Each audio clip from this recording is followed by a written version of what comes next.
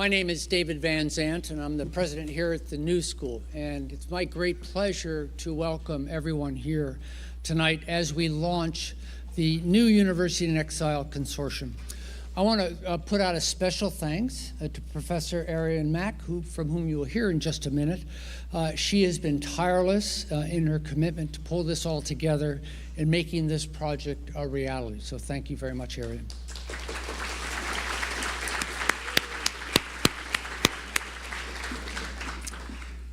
I also want to welcome and thank our speakers tonight, Katie Martin and David Miliband, and we have a couple of guest scholars who will be speaking later on. Before we begin, it is with great sadness that I note an important absence here tonight. Our trustee, Henry Arnhold, was planning very much to attend today, but unfortunately he passed away on August 23rd at the age of 96. I think many of you knew him, or knew of him at least, and Henry passionately supported the principles and ideals of the University in Exile. He showed this support in so many ways over many years. Having fled Nazi Germany with his family, Henry arrived in New York in 1942, not long after the New School had established itself as a refugee haven for Jewish scholars. The New School was something he was deeply connected to. He believed fully and firmly in our universities, in all universities, capacities and obligations to help scholars around the world who are facing political or other forms of oppression. He saw the important role academic institutions could play and should play to transcend political and geographic boundaries, destruction and strife, and to protect scholarly inquiry, learning, and the free exchange of ideas. So tonight we are missing Henry, but we are, with this new initiative, I believe, honoring his spirit. Let's now turn to the consortium itself. The concept of the consortium we are launching tonight, while new, has a long and distinguished roots at the New School. Starting in the 1930s with the original University in Exile, right here in this very building. That was a product of a partnership between the Institute of International Education Scholar Rescue Fund and the New School. And I think what was unique about the University in Exile was that it created a community of displaced scholars. There was a cohort, a group of scholars together at the same institution where not only was their academic work supported, but they could also find friendship and mutual support. And it's that sense of community and mutual support that we are renewing with the launch of the new University in Exile Consortium. Today, as we all know, the rise of authoritarianism endangers many scholars around the world. In the early 1930s, the New School was one of the only universities willing to shelter such a large number of scholars. And unfortunately, that was due to many of the prejudices of that period. Fortunately today, many more institutions, many members of our consortium have raised their hands to take in these scholars. Now, the downside of everyone willing to share this burden more widely has meant that the rescue scholars have less opportunity to form a community than they did in the 1930s. So the consortium is addressed to that lack of opportunity. With the consortium, we are attempting several things. First, we want to encourage new institutions to host displaced scholars. The sad truth is that the haven universities are increasingly in demand in our world. Second, our goal is to enhance the scholars' experience and opportunities by creating a stronger sense of community among them and with the host universities. We will also provide occasions for rescued scholars to come together to share their research, their unique stories, their challenges, and their perspectives on what it means to be a displaced scholar in the world today. As we did in the 1930s, we owe great gratitude to the Scholars Rescue Fund, and I'd like to recognize two of their leaders with us tonight, Alan Goodman, who is the president of the International Institute for Economics, and Mark Engelson, who is the chair of the board of the Scholar Rescue Fund. Thank you for joining us and your support.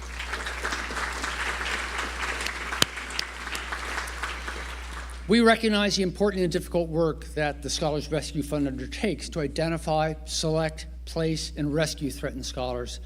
This frontline work is pivotal and essential. So let me close by saying to everyone here, in whatever capacity you are connected to or even just interested in this work, thank you. We are all here this evening to reaffirm our shared commitment to fostering global scholarship and academic freedom. Now, it's my great pleasure to turn the conversation over to my predecessor here as president of the New School and great friend, Jonathan Fan. Jonathan? Well, thank you, David. At the convocation to mark the 50th anniversary of the establishment of the University in Exile, I said this: the term University in Exile, so monumental a name for so modest an enterprise, conveys the true ambition and meaning of the historic emigration. A university transcends lecture halls, laboratories, and even libraries. It is not defined by geography or confined to a particular place. A university is a community of thinking, study, discourse, and collaboration, which rises above disciplines, methods, languages, and nationalities. The University in Exile reminds us that we are all part of that greater community of one university. It can be removed from one locale to exile in another, but it can never be exiled from our hearts and minds. Well, I think the new University in Exile Consortium really allows us to reaffirm our collective commitment to protecting scholars at risk worldwide. And I deeply admire the 11 universities that have come together to form this consortium, which strengthens our vision of a university that transcends geography and defends academic freedom and democratic principles. And I'm proud that the New School has continued its help of scholars at risk over the years. In the 1980s and 90s, we helped dissident scholars in East and Central Europe as we drew inspiration from the first University in Exile. Jeffrey Goldfarb, Andrew Arado, Ira Katz-Nelson, who's here tonight, really worked hard to have a program where we supported underground seminars, brought in books that scholars were unable to obtain, and we carried out their manuscripts so they could be published, and many published in issues of our journal, Social Research. And then in 1990, Elżbieta Martynia began the Transregional Center for Democratic Studies, which continues to host institutes in Poland, where graduate students from the region, from the New School, and elsewhere attend seminars focused on democratic governance. And in that same year, 1990, Arian Mack started the Journal Donation Project, which has now provided over 140,000 academic journal descriptions to university libraries in the former FSU and Central European countries that were unable to access them during the communist period. And that too continues to this day. So 1933, 34, but then again in the 80s and 90s, we've had to this present day, a continuous record of helping to promote academic freedom. But we know there's more to do. As a board member and former chair of Scholars at Risk, I hear daily about Scholars in Peril. Scholars at Risk is a network of over 530 universities in 41 countries dedicated to protecting threatened scholars and promoting academic freedom. Last year alone, the SAR network helped over 350 scholars, including for 100 placements in universities around the world, places of refuge.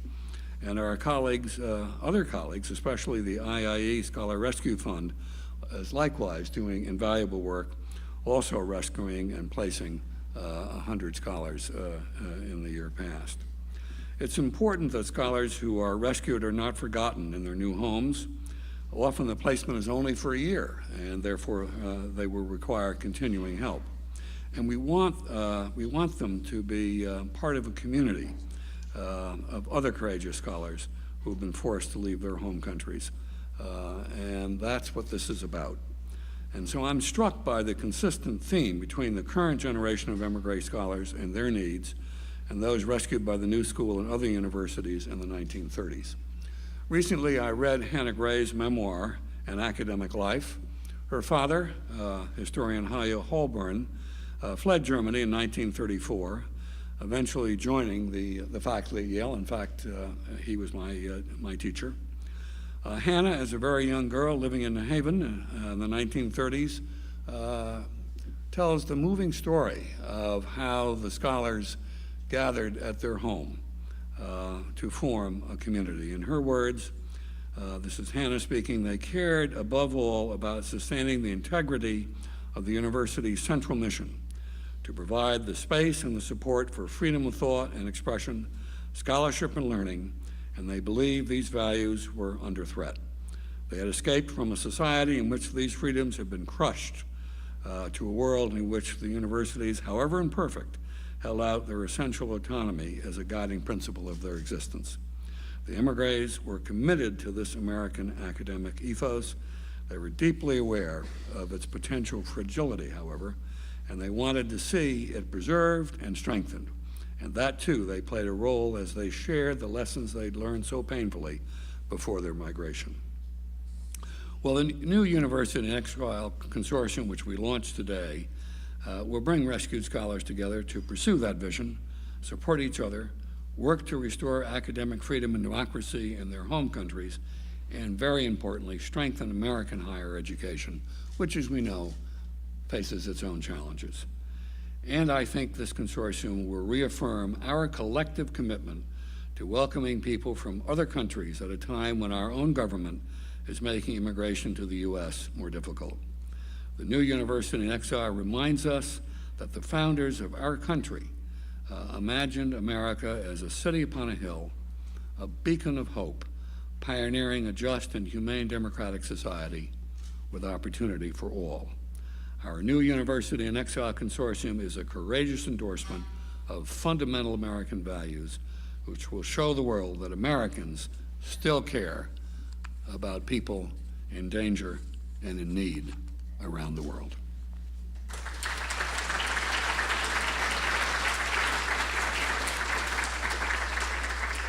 Thank you.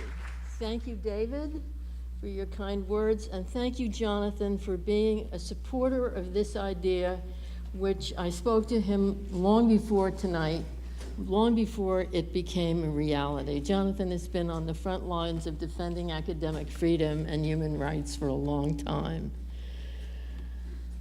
I also want to thank the audience for being here, because your being here supports us, and we need all the support we can get as a very new organization that is going to need help to grow, and we very much want it to grow. So let me add my warm welcome also to the representatives of our founding member institutions who are here with us this evening.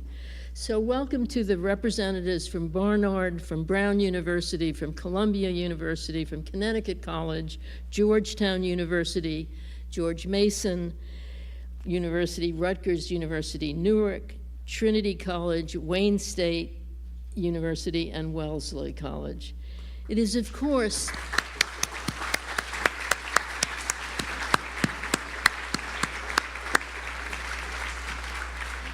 the willingness of these institutions who made a large leap of faith and joined with us here at the New School that has made this consortium a reality. If not for them, this would not be here. We wouldn't be here tonight.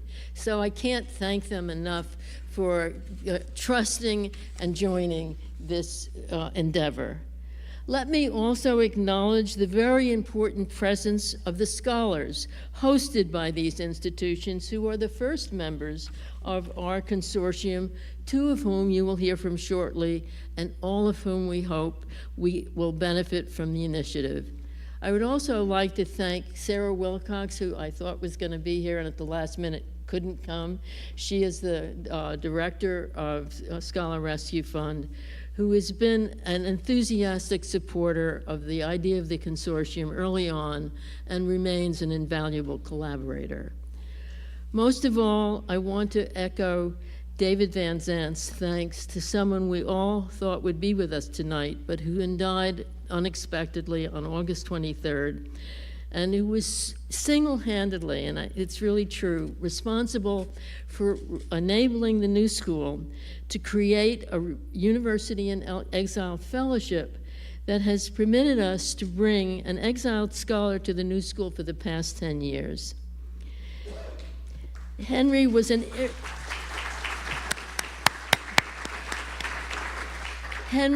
irreplaceable friend of the New School for Social Research and for what it always stood for: nurturing critical thinking, protecting human rights and academic freedom wherever they are threatened. And there's no way. We will continue to miss him for an eternity.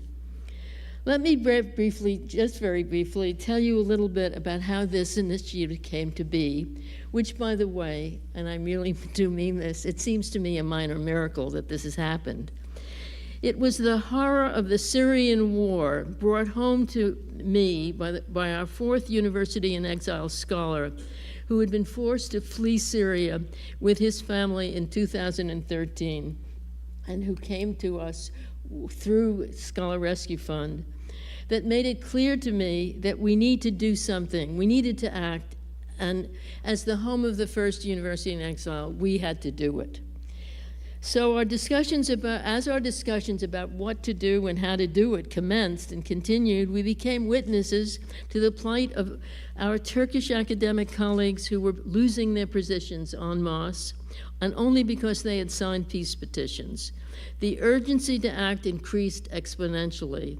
And of course, we knew there were scholars in many other places, and are in the world, like Yemen, in sub-Saharan Africa, and other places as well, where academics live under constant threat, and that too contributed to the urgent need for us to do something.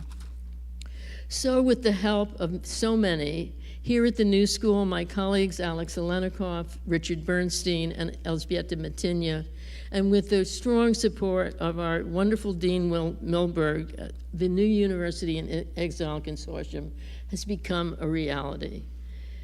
There, as you know now, and probably knew before, there are, of course, two other well-known organizations that work to assist endangered scholars: Scholar Rescue Fund and Scholars at Risk, which do and have done extraordinary work in assisting endangered scholars, and whom we esteem and consider our colleagues in this effort, especially Scholar Rescue Fund, which has been working with us from the very start.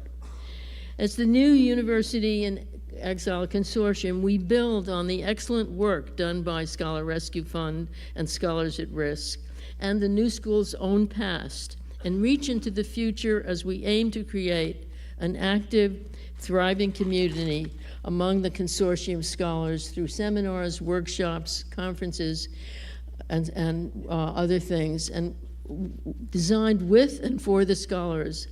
And we hope that through these various convenings, that we will help reduce the deep sense of dislocation and estrangement from which all refugees and all our refugee scholars suffer from. I'm going to skip for the sake of time and say that we look forward to seeing the scholars flourish, to our membership growing, and to the support of those who can help make that happen. And just before I turn over the mic to my colleague Alex Alenikoff, I want to tell you, just to remind you, that we will be concluding the event tonight with a brief video message from Michael Ignatieff, president of Central European University in Budapest, which, as many of you know, has been under severe attack by the Hungarian government, which has been threatening to shut it down for well over much more than a year now.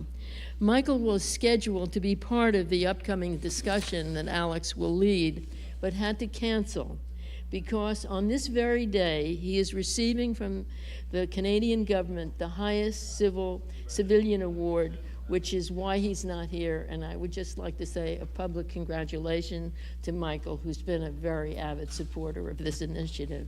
Thank you, Michael. And now it's all Alex's. So here is Michael. Well, it's my total pleasure here to be moderating this panel discussion with Kati Martin and David Miliband. Let me say a word about each before we get into our questions. Kati Martin is a best-selling author of 9 books and has reported for ABC News, PBS, NPR, The New Yorker, Atlantic Monthly, Times of London, Washington Post, Wall Street Journal, Newsweek, Vanity Fair, and I'm left off all the foreign ones as well. Sounds like I can't hold a job down. No, it doesn't. She's combined her career as a writer with human rights advocacy. So she's also chaired the International Women's Health Coalition, held the position of chief advocate for the Office of the Special Representative for Children and Armed Conflict at the UN. She served as a board member for many years of Human Rights Watch and is currently a director, where she was past chairman of the Committee to Protect Journalists and a board member of the International Rescue Committee and the New America Foundation. Her books, I'll just tell you the titles of a few of them. Wallenberg, a biography of Raoul Wallenberg. Death in Jerusalem, the assassination by extremists by the first Middle East peacemaker. And most recently, published just a year or two ago, True Believer, Stalin's Last American Spy. Kati's book, Enemies of the People, which I'm holding up here, My Family's Journey to America, describes the lives of her parents, who were, like she, award-winning journalists, imprisoned by the communist regime in the 1950s, and the family arrived in the United States as refugees. She has received too many awards for me to tell you about, just take my word for it. David Miliband is president and CEO of the International Rescue Committee. IRC, as you all know, undertakes humanitarian relief operations in more than 40 war-affected countries, and its refugee resettlement and assistance programs operate in 28 U.S. cities, although under threat from the current administration, and we may want to talk about that. From 2007 to 2010, David was the United Kingdom's Secretary of State for Foreign Affairs, essentially the foreign minister position, other states call it. And in 2006, he served as Secretary of State for the Environment in the UK. He's also been a member of Parliament from 2001 to 2013. David graduated from Oxford University with a degree in philosophy, politics, and economics, and he also holds an honorary degree from the New School. David is a child of refugees. His parents fled to Britain from continental Europe during World War II, and his first book, Rescue, Refugees, and the Political Crisis of Our Time, was published in November of last year. Thank you both for being here. It's really a great pleasure to be able to inaugurate the new University in Exile with your thoughts and comments. And I want to have a broader discussion about the refugee situation in the world today. Kati, if I can, let me start with you. As I mentioned, you're a refugee. You were the daughter of journalists who have been imprisoned by the communist regime in Hungary. And your fascinating book discusses at length your parents' professional life.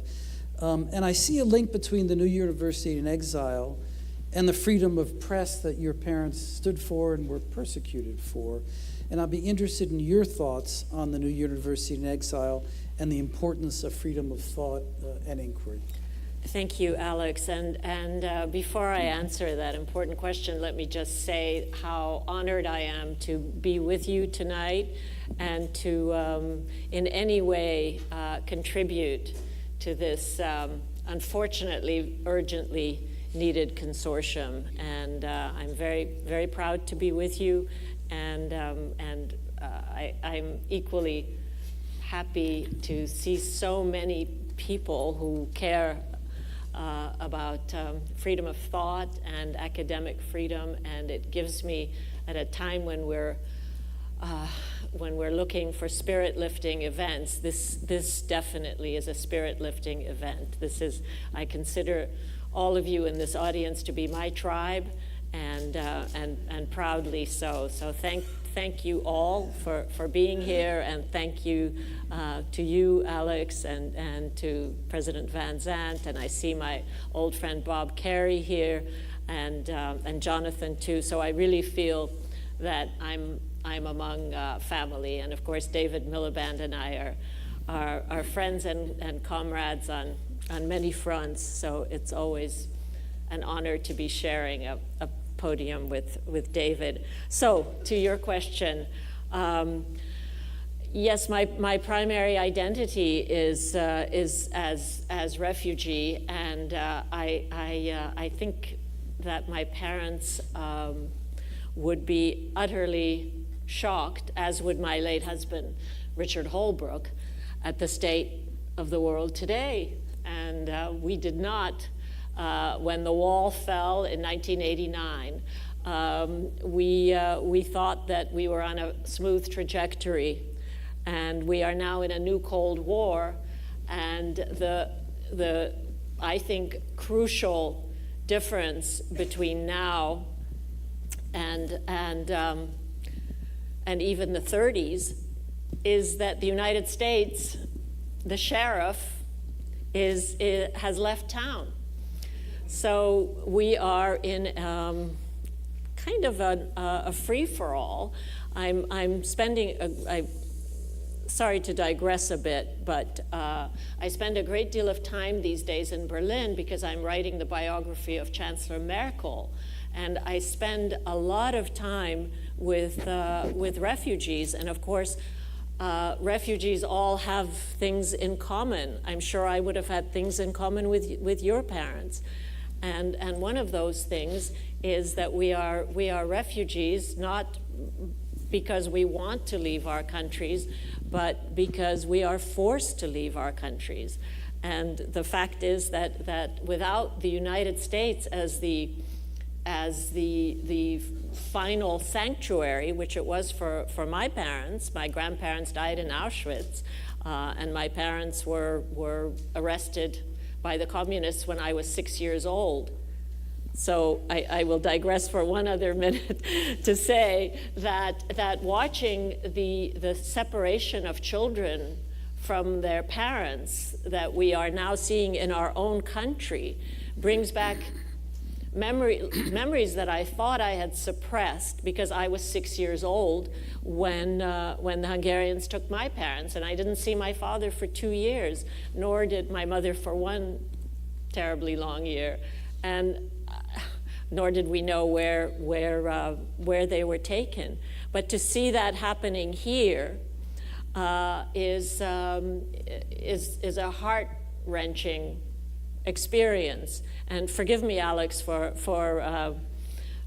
going on a bit, but of course a common thread binds all of us, and what must needs happen now is for those of us on this side of the divide to be as passionate about our cause as the other side is about its cause. And that zeal is oftentimes lacking. I'm speaking of liberals who lack the passionate intensity of the other side, but perhaps there's passionate intensity in this hall. Anyway, I've gone on too long, forgive me. No, it's fine, great.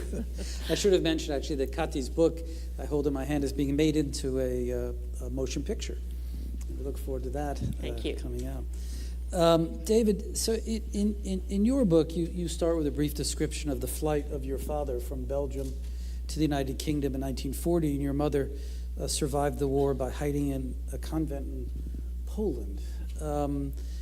Kati's book relates that her parents spoke very little of their imprisonment, and in fact, a lot of what she learned about came from reading the files of the secret police of Hungary, which were later made available to her. I wonder to what extent your parents talked about their refugee past, and also to what do you think, to the extent it's affected your life and your career? Well, thank you very much. I mean, let me answer the question and then say a couple of more general words. I think that the refugee experience I had through my parents was one where they wanted to offer their children the security that they never had. And so they didn't dwell on the horrors that they and their parents had known.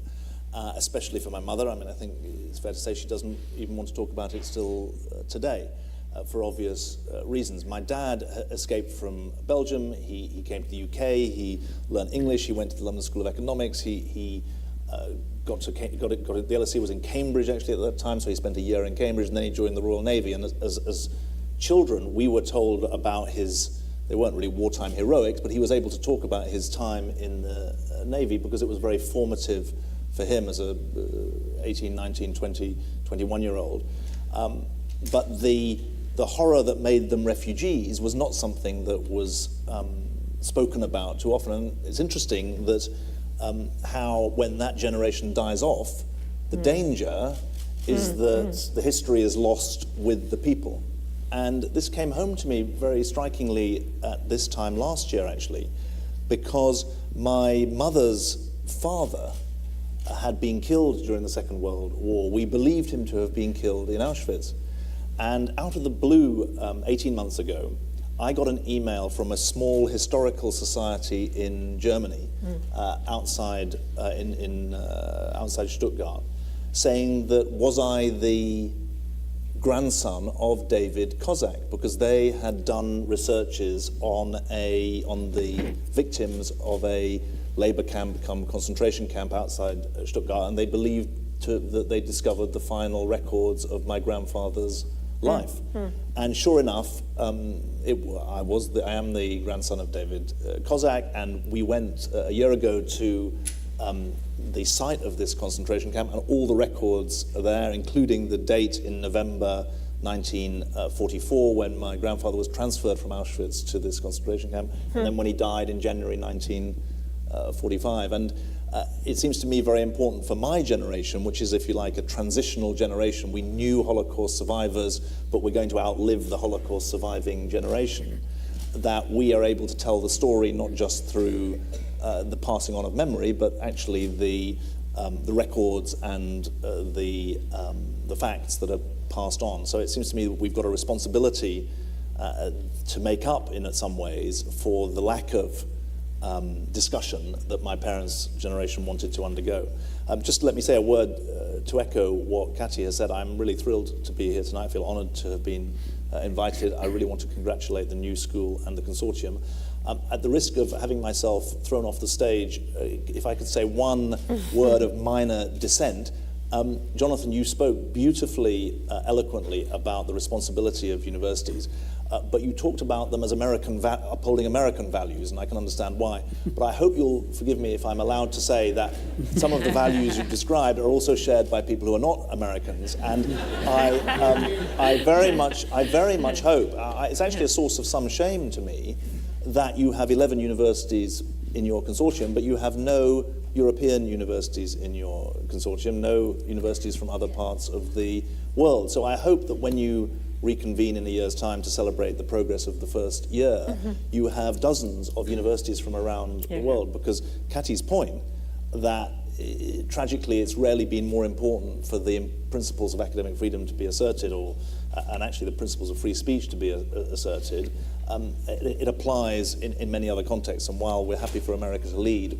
you shouldn't restrict your consortium just to your own East Coast fellow travelers. Well said. I do want to say a word about, well taken, and we would love that to happen.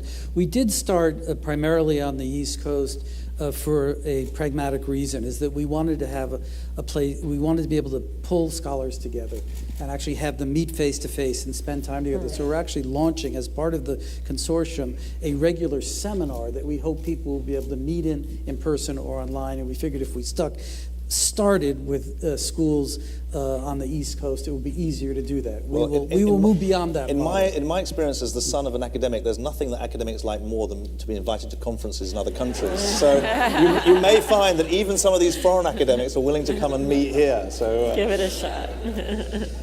Okay, let's move on here. You've embarrassed him. David, so I'll start a question for you, David. The refugee situation is generally described as a humanitarian crisis. The title of your book says it's a political crisis of our time.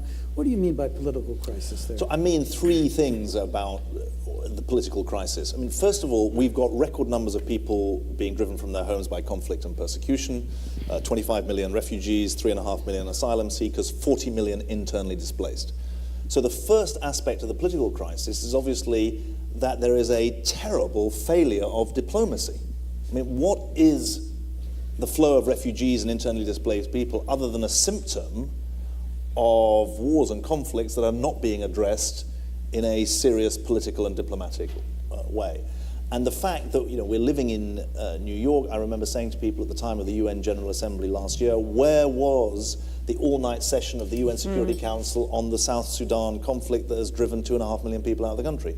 Where is the all-night session of the UN Security Council on the Yemen crisis, where 18 million people in a population of 23 million are in humanitarian need? So the first aspect of the political crisis is that there is an upstream crisis of diplomacy. The second aspect that I think is important is that actually, in many ways, I could have called it a policy crisis, but I don't think actually it is a policy crisis. Most of the policies that are needed to at least ameliorate the condition of refugees and displaced people are self-evident. They are about giving people more support, giving refugees the chance to work, getting kids into education. You know this very well from your own UNHCR role.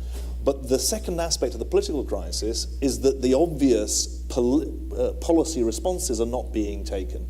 There's not just a coordination failure, there's a political failure, not just in terms of funding the support for refugees, but actually reimagining the contribution that refugees and displaced people can make to the communities in which they reside. And the third aspect of political crisis is, in a way, the most obvious, and Cathy referred to this. The more refugees and displaced people there are in need, the greater it seems is the backlash against them. And that is certainly true in Europe, where actually there's been a declining number of refugees arriving on Europe's shores, but a rising tide of so-called populist backlash. And that is the third aspect of the political crisis, and I think that it can't be underestimated. I mean, it's important to say it's not global. Bangladesh actually opened its doors to 700,000 Rohingya last year. Uganda has opened its doors to 1.5 million South Sudanese. So there's not a universal backlash, but tragically and ironically, in the richest countries in the world and the countries that were the authors of the 1951 Refugee Convention, US, European countries, including the UK, there is a strong backlash and actually a renunciation or a retreat from some very basic principles. And that's why I think that it's right to call attention to the politics of this issue, not just the policy questions.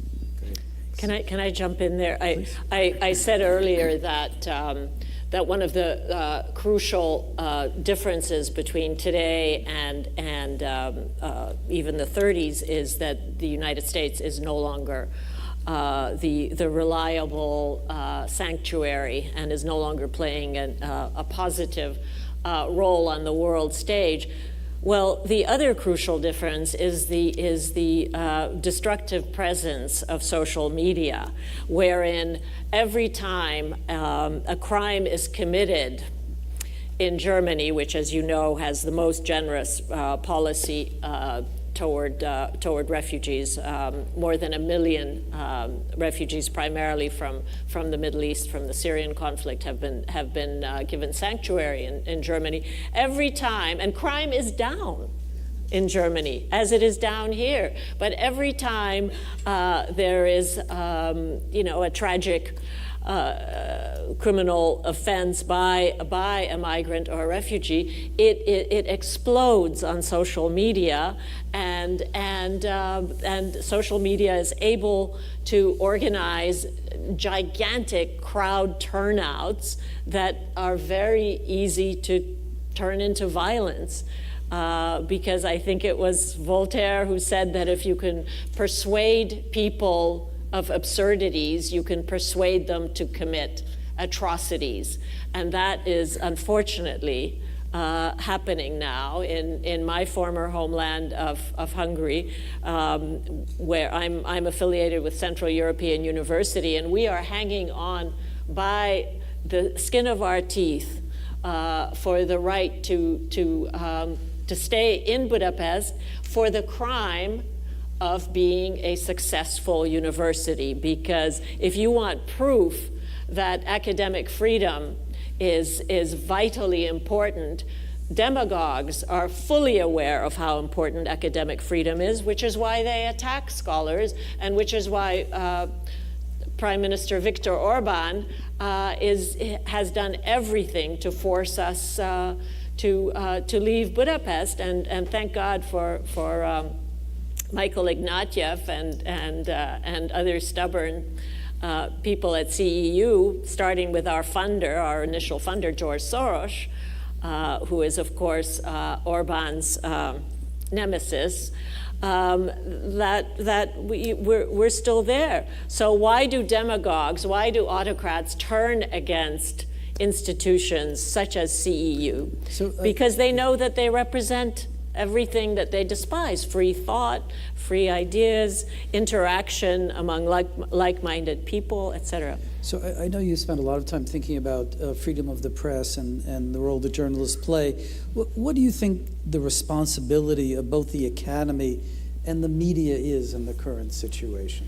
Well, tremendous. I mean, I have to say that I think for the most part the media have had a shot of life since Trump's election. I think they're doing a fantastic job for the most part, but I can't even imagine America without its free media. But unfortunately, in a great many formerly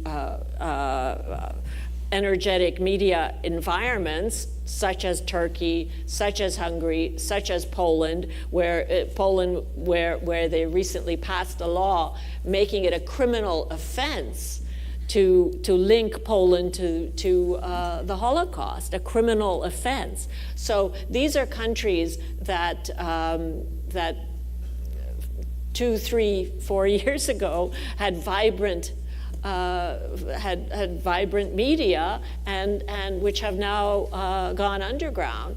And again, the United States is no longer in a position to preach to these countries because we have at the official level we call the media fake news. And the title of my book, Enemies of the People, which was a title invented by Stalin, is now heard daily from our White House.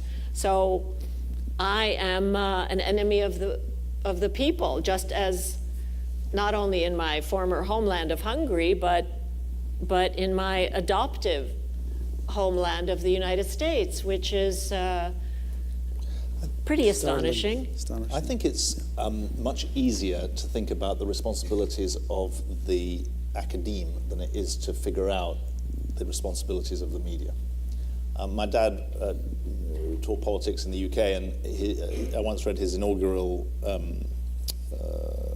lecture at Leeds University in 1973. In 1973, Britain was having a 3-day week. It was in a time of crisis, and the title of his inaugural lecture was Teaching Politics in a Time of Crisis. And actually, political crisis, maybe that's where I got the title of my book from, I don't know, but and I remember the interesting thing about it, one of the interesting things about it was he said, look, I'm a Marxist, and I teach Marx with passion and conviction, but I also teach Burke with passion.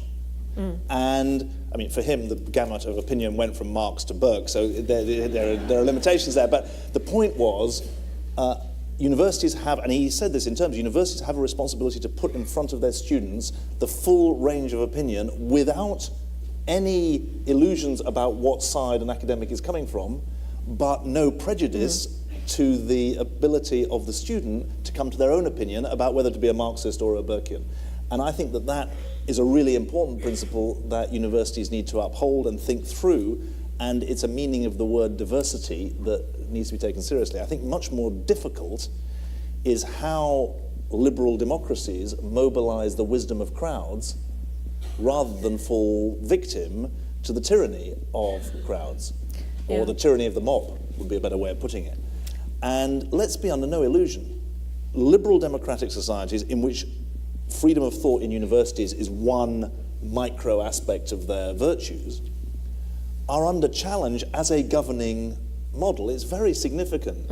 If you read President Xi Jinping's speech to the Party Congress in March in Beijing, he says, and the first Chinese leader in the communist era ever to say this, he says the Chinese way is now being presented as an option to countries around the world. That reflects confidence in the way China is developing, but it also reflects a view that the West, the Western liberal democratic model, is failing in and of itself. And I think it's wrong, a sailor should never complain about the sea, politicians should never complain about the media, ex-politicians should never complain about the media, but how you balance commitments to a free media with responsibilities on the media to provide for balance is very, very challenging. In the UK, just so people know, broadcasters are required to offer balance. You're not allowed to be a news broadcaster if you don't offer balance. That used to be the case here, by the way. Well, there's significant restrictions on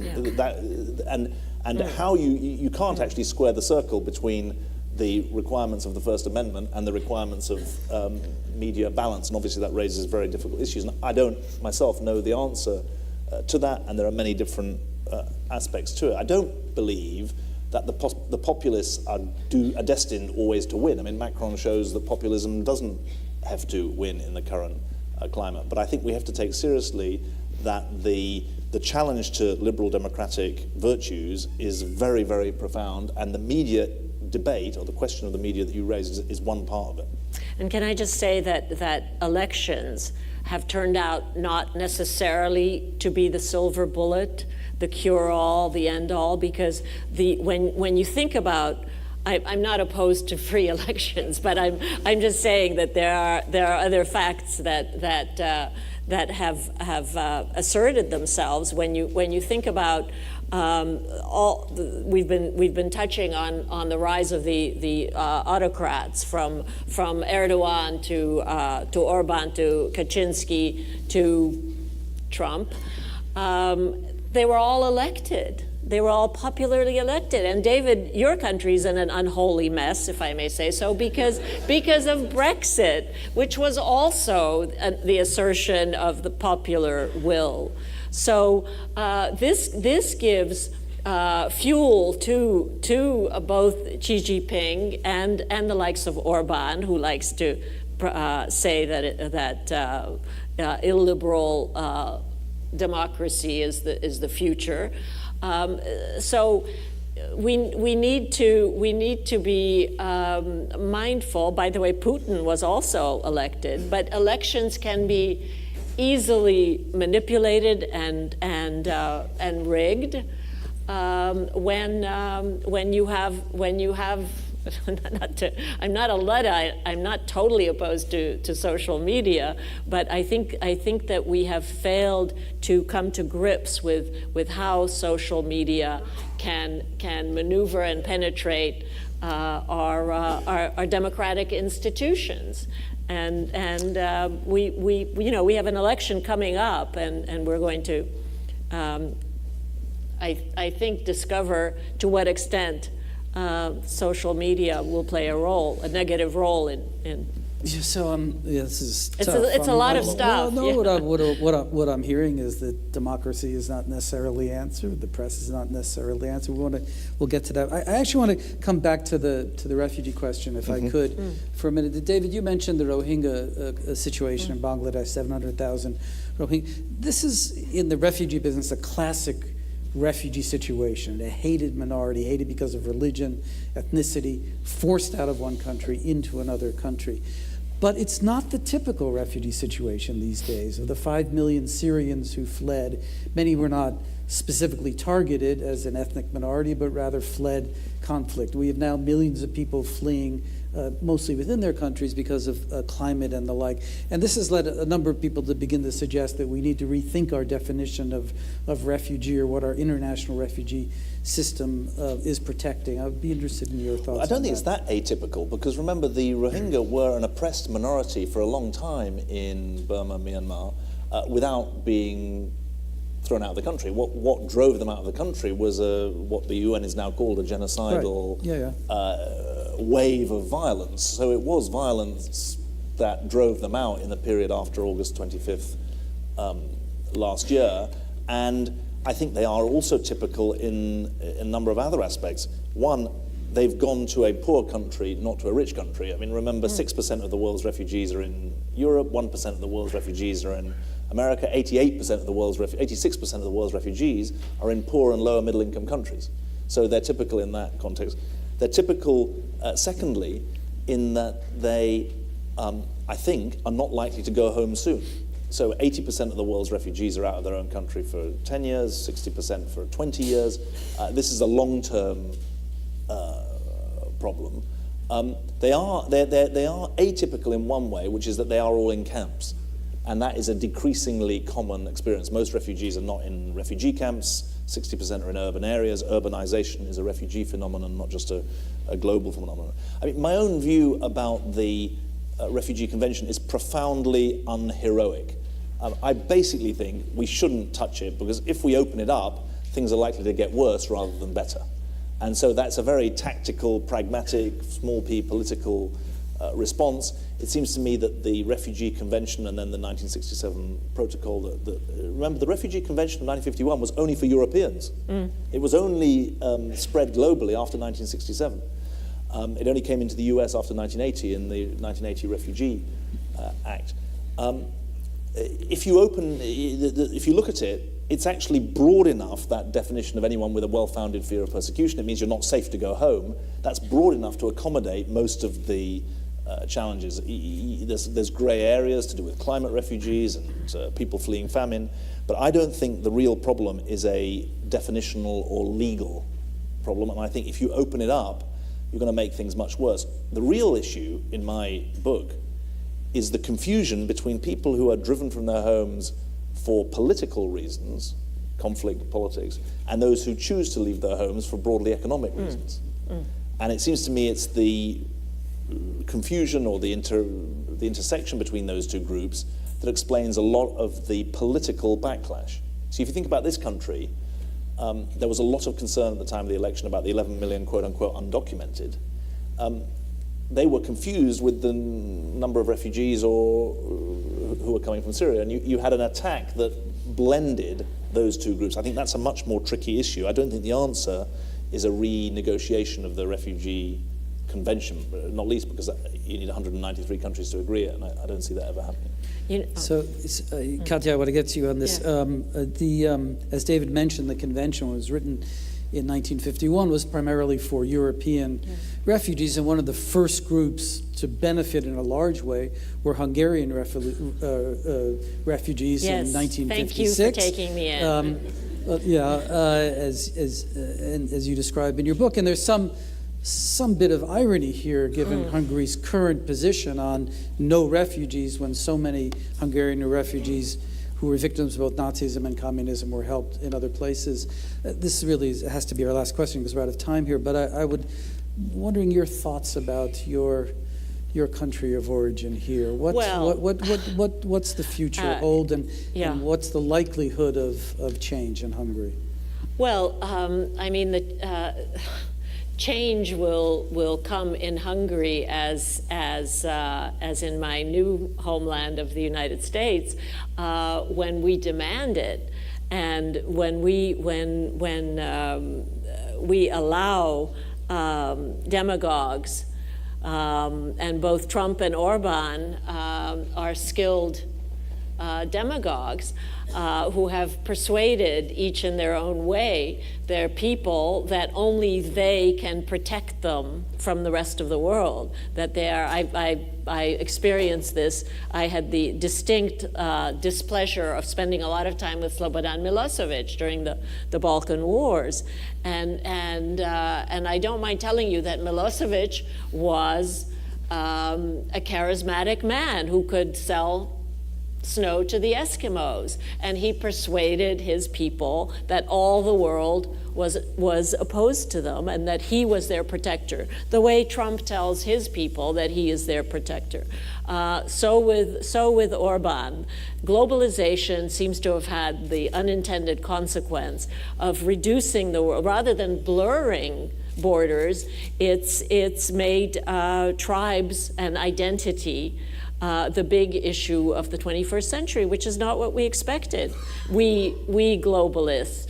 So here's my quick recipe for progress, and that is that it isn't sufficient for us kindred spirits to be talking to each other. We have to break through to those who have been captured by the demagogues. In this country, as well as in Hungary, we, each of us, everybody in this hall has a platform.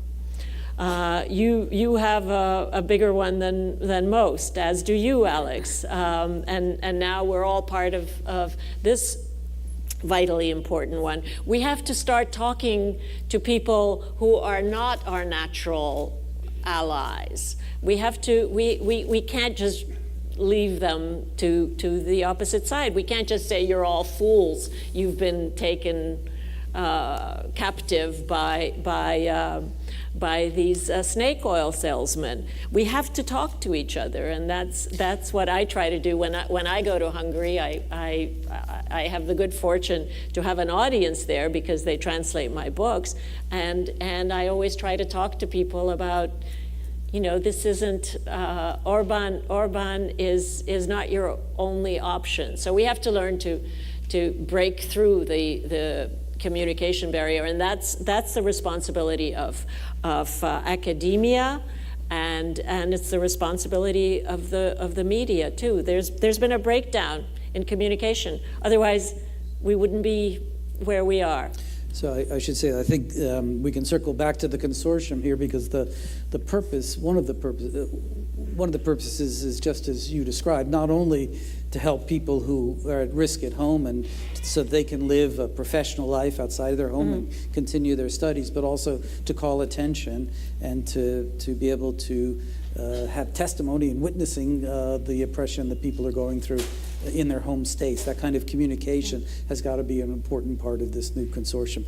We're out of time. I do have one more question for you, Kati, and that's who you would like to play you in the movie. Oh, so, my goodness.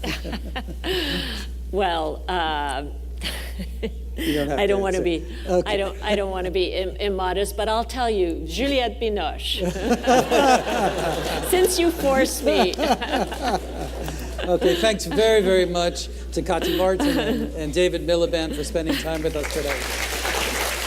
So let me introduce to you, sitting to my immediate right is Dr. Mohammed Shaukat Al-Ahmad, who is a visiting lecturer in the Center for Contemporary Arab Studies and the Department of Arabic and Islamic Studies at Georgetown University. He's a faculty member at Al-Farat University in Syria, and Vice Dean for Academic Affairs in the College of Arts and Humanities at the Raqqa campus. He's published widely in the field of modern Arabic poetry, Arab rhetoric, and modern literary criticism. And he received his PhD in Arabic language and literature from Aleppo University, where he also completed his BA diploma and MA degrees.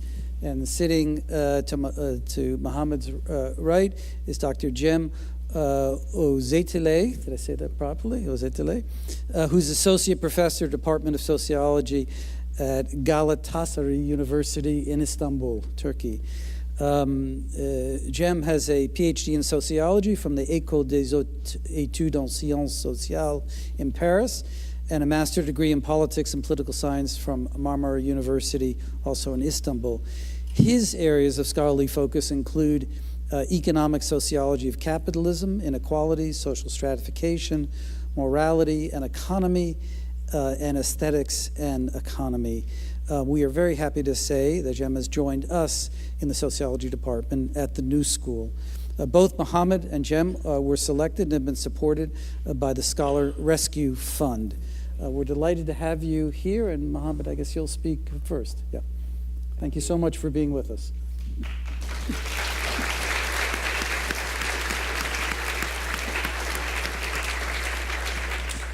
Thank you. Thank you so much for being here. My name is Mohammed Ahmed. I'm from Syria, from Raqqa. I was assistant professor at Al Furat University in Syria, and I worked as vice dean in the Raqqa campus, in the College of Art at the Raqqa campus. I would like to say thank you for having me here. Thank you for everything you did for this this consortium. And I would like to say that I feel very happy. I'm very happy for being here at this moment of launch of the new university and Exile Consortium.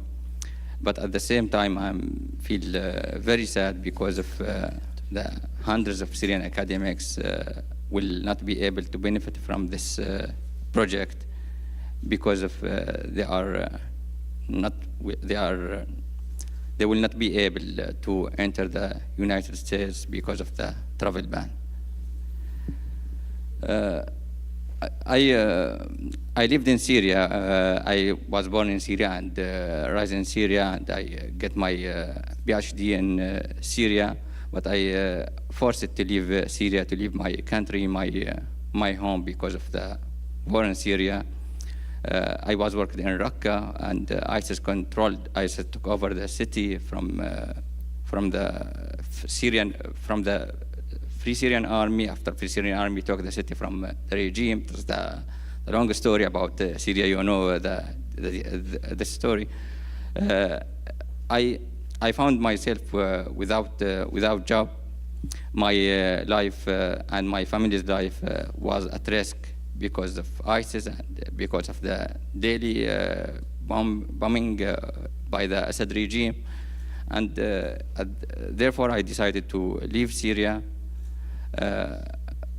In the same time, I was in contact with the Scholar Rescue Fund of the Institute of International Education, and I received a fellowship from them. So they told me you have to leave Syria because there's no American consul in Syria.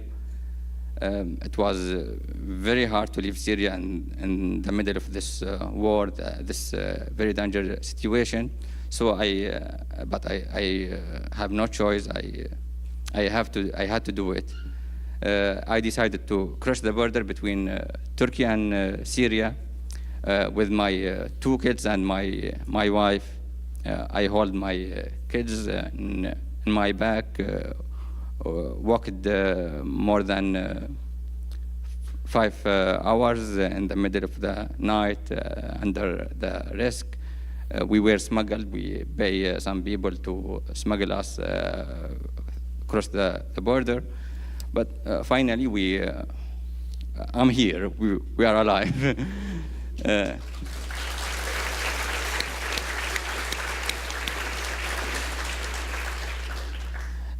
So I received the fellowship from the SFR in conjunction with Georgetown University. So I'm grateful to SFR and Georgetown University, and especially to Professor Rochelle Davis. She is here because for her very important role in my transition and my extending my appointment with Georgetown University. Thank you, Rochelle.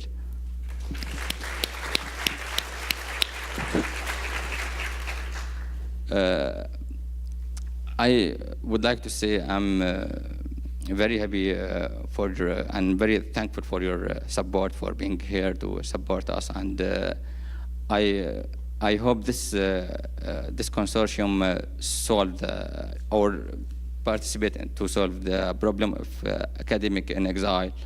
But I would like to say I think it is the best solution for Syrian academics. There's hundreds of Syrian academics at risk. The best solution for Syrian academics, because they are not able to come to the United States, is to expand this consortium to include numbers of universities in the Middle East and support this university to host Syrian academics, because it is easier for them to get there, and most of them already in Turkey and Lebanon and Jordan and Egypt, and even the Syrian academics in Syria.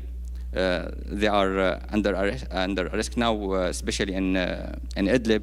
There are hundreds of Syrian academics in Idlib, and there's very soon war in Idlib.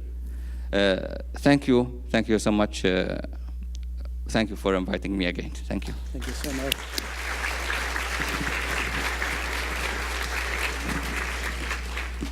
Thank you.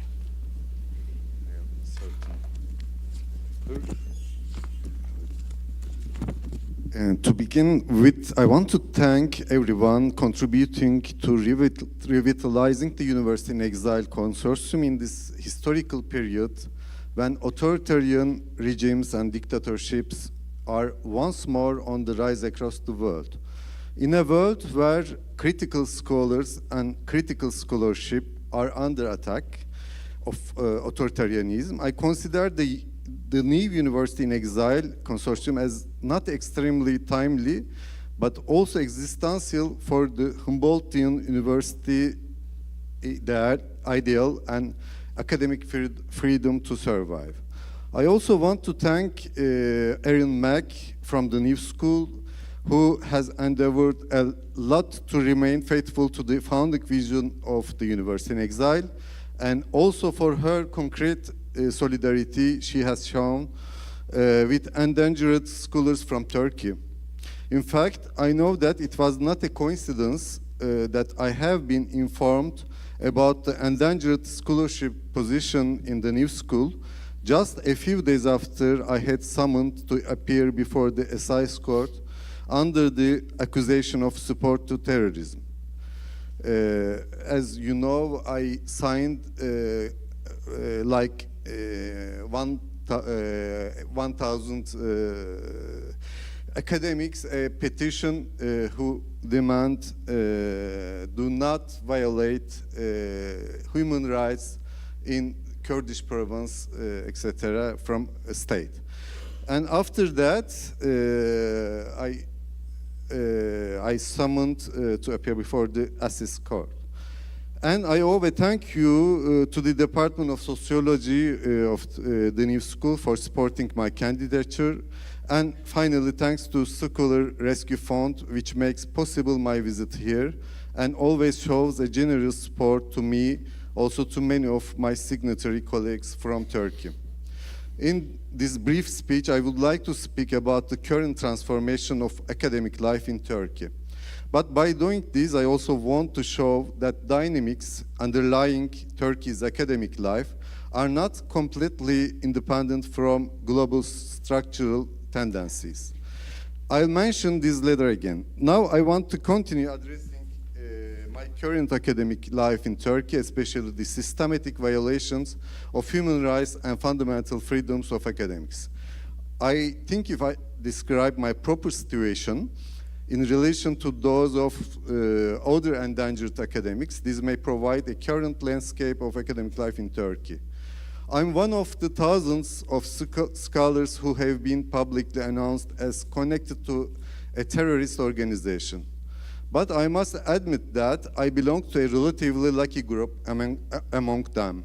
For example, I haven't been dismissed from my job until now, as opposed to more than 6,000 academics have been dismissed.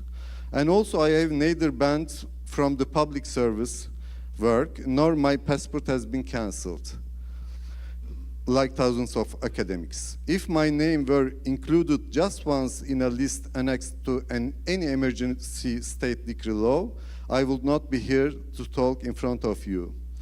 Even worse, I would be sentenced to civil death, as currently were many of my colleagues in Turkey who have lost partly their civil rights. However, being relatively lucky does not mean that I'm exempted from the governmental oppression. I'm one of the 376 signatories having already an ongoing trial. And the sentence of this trial has been fixed in advance, 1 year and 3 months in prison for supporting the terrorism. The only way of avoiding jail and public service ban is to accept the court board's suspension of the pronouncement of the judgment offer. But this time, if you accept this offer, it means you also accept to have the sword of Damocles hanging over your head. You accept, on the one hand, that in 5 years, if you commit the same crime, you will be charged twice. And on the other hand, your name will continue to be placed in the blacklist of the political and administrative authorities. The meaning of being in the blacklist varies arbitrarily according to the authority which you are dealing with. For example, in my case, the rector of Galatasaray University had prevented informally the signatories from academic promotion, from assignment to administrative positions, from assignment to teach in another educational institution rather than Galatasaray, from foreign missions, and also from assignment abroad in order to attend to some scientific conferences and meetings. Briefly, I and my colleagues in Galatasaray weren't civically dead, as many signatories were, but we have become homosexual in the sense of Agamben has forged and used the term. According to Agamben, homosexual is the one who is neither living nor dead, a kind of biomatter that continues to live as a non-subject, as pure bare life. I have to add that all these oppressive practices on academics will be qualified in the framework of necropolitics as well as that of biopolitics. Now, I want to zoom out from individual dimensions of the oppressive practices and to focus on their consequences over the university as a whole. We see that these oppressive practices on academics in Turkey have been qualified in general as purge. Purge is defined as an abrupt or violent removal of a group of people from an organization or place. Yes, at the individual level, it is an obvious and violent purge. But from a macro level point of view, one can observe that these practices aim to change the landscape of universities in Turkey. It's known that political power has attacked especially on two groups of academics in Turkey. The first and major group is accused for being related to Gülen organization, and the second group being related to PKK. The first group has never publicly criticized neither the political power and the state policies nor neoliberal transformations. And they were obviously conservative and mostly mainstream academics. According to the second issue of the Academics for Human Rights report, among the first group, academics of applied sciences are clearly predominating, while academics of the second group have been targeted after the publication of a peace petition which directly criticizes the state of violating human rights in Kurdish provinces and also invites the government to resume the peace process. The second group is composed mainly of critical academics from social science and humanities, and among them there are a large number of engaged academics with strong ties to social movements such as peace movement, feminist movement, queer movement, labor movement, and environmental movement, etc. And they are from scientific disciplines weakly integrated to market-oriented neoliberal policies and seen by political power as both annoying and useless disciplines. So I think that the oppressive policies of political power against the signatories harmonize perfectly with the neoliberal market-oriented university reform process. In other words, we can observe that the canteen conflicts of the faculties have been concretized in the neoliberal authoritarian attacks against signatory academics, and these attacks mean to shut out the critical thinking from the universities, as well as to weaken the non-market-oriented scientific disciplines. The purpose here is to run the university like a business. In this regard, despite the differences in terms of methods in use and level of violence, the attacks we face today in Turkey are not totally independent of the global tendencies of populist neoliberal capitalism. The populist neoliberalism or the neoliberal populism seeks for replacing the meritocracy proper to the post-Second World War society with a kind of mediocrity. Later on, this doesn't want to allow both in society and in the university deviated, disaligned, and disobedient attitudes and people.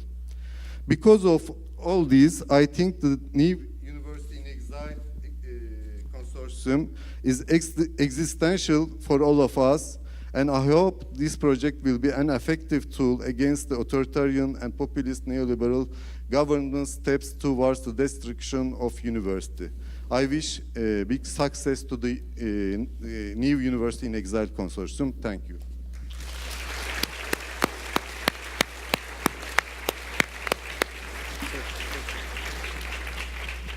Well, I want to thank both of you really for these powerful and moving statements, which I think make absolutely clear the importance of this new initiative, this new University in Exile. We are really glad you can be with us, and we look forward to working with you and learning from you as we make this, the new University in Exile, a reality. Thank you so much for both being here. Thank you so much.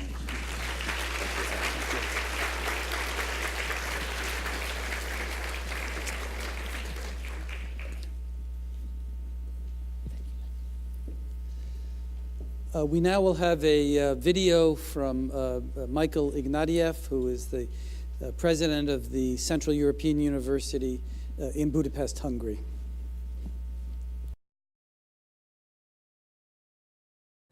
Hello, I'm Michael Ignatieff, rector and president of Central European University in Budapest.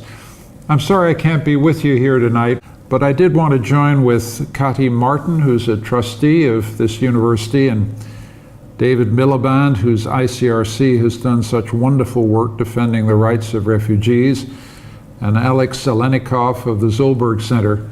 I wanted to lend my support and that of CEU to this incredible new initiative, the formation of the new University in Exile Consortium. I have vivid memories of the ceremony in 2013 at the new school that marked the 50th anniversary of the University in Exile, and that sublime moment in American higher education when the new school gave a new home to the German professors fleeing Nazi tyranny. I remember that the German ambassador, Peter Wittig, was there that night, and he came to reflect on the price his country had paid for extinguishing academic freedom in 1933, and the incalculable moral prestige, not to mention the new intellectual life that the new school gained by that exemplary and unforgettable gesture.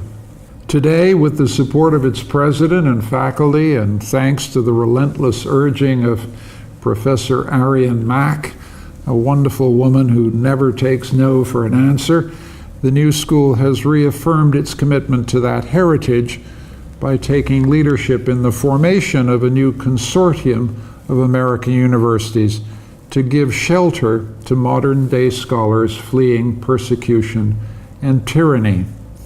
And I salute all the universities beside the new school that are standing behind this consortium and will bring it to life. The need for such a consortium and the shelter and welcome it provides for scholars is just incontrovertible. The entire structure of Syrian higher education, for example, has been destroyed by civil war.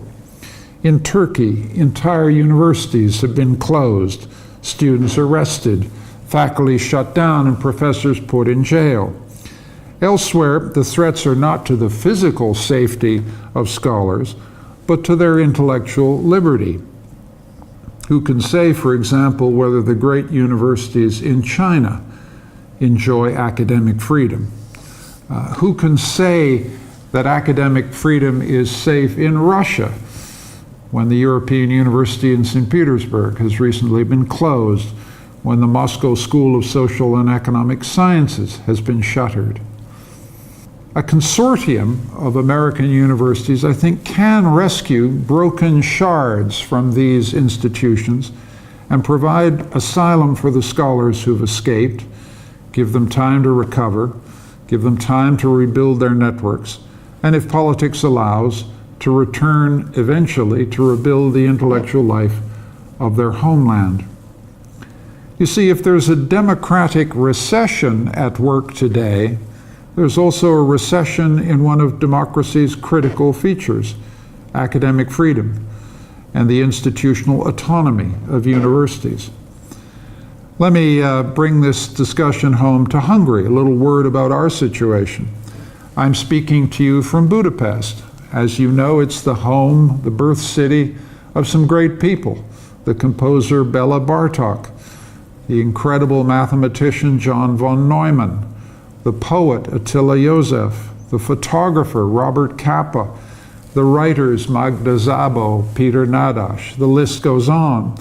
In short, it's a city and a country with an incredible intellectual tradition and culture, and CEU has been enormously proud to be part of it for 25 years. That is until April 2017, when this government, the Orban government, introduced Lex CEU. Lex CEU, I could go on about it for a long time, but I won't. But it seems to me to be a concerted attempt by a single-party regime to drive a free university out of a capital city in Europe. We've resisted, and thanks to the magnificent support that we've received from the people of Budapest and from universities around the world, perhaps some of you in this room, we've fought back. And we still hope that with the support of the United States government and European governments, we'll be able to stay in Budapest. Why do we want to stay? Because we want to provide the world-class graduate education we provided for 25 years to students coming from 120 countries. And they come to Budapest, and they love it here because despite the political atmosphere, the citizens of Budapest give them a warm, tolerant, and friendly welcome. But the Hungarian government is a very determined regime, and it's convinced that its mandate from the people, note how the language of democracy is being used here, enables them to turn the people against their own universities and its institutions of science. The most prestigious academic institution in Hungary, the Academy of Science, saw half of its budget taken away this June, and science funding henceforth in this country will be in the hand of politicians. Our sister university, ELTE, will no longer be able to teach gender studies because the government has determined that gender studies threatens the Hungarian family. Needless to say, CEU will continue to teach gender studies. At CEU, we have a program to provide education to refugees and migrants who've been legally admitted. But this new program is faced with a 25% punitive tax on the grounds that educating refugees encourages them to settle in Europe. So this is what academic life looks like in Europe in the year of our Lord 2018. Make no mistake, we will fight to stay here. Our mission is more important than ever. But equally, our situation in Hungary brings home to me in a forceful way just how important it is for American universities to stand together and offer sanctuary as well as solidarity to scholars in countries who are being lashed by the rising waves of authoritarian single-party rule. So let me stop there. Let me thank Aryan Mack once again, the president of the new school, all the great people on the platform tonight, the audience for coming, because the key thing to say here is tonight you really are doing the right thing. Thanks so much.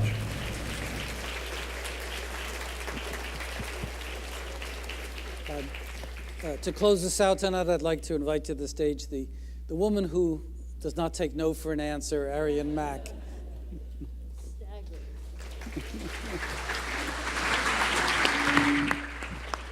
I'm going to be quick.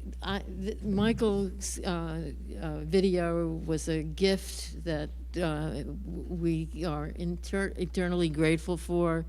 Your presence is something I'm eternally grateful for, and I ask each and every one of you who has a connection to an American university that if they aren't yet a member of the New University in Exile Consortium, to consider joining with us, because the more of us there are, the more that we can do. And thank you all for coming.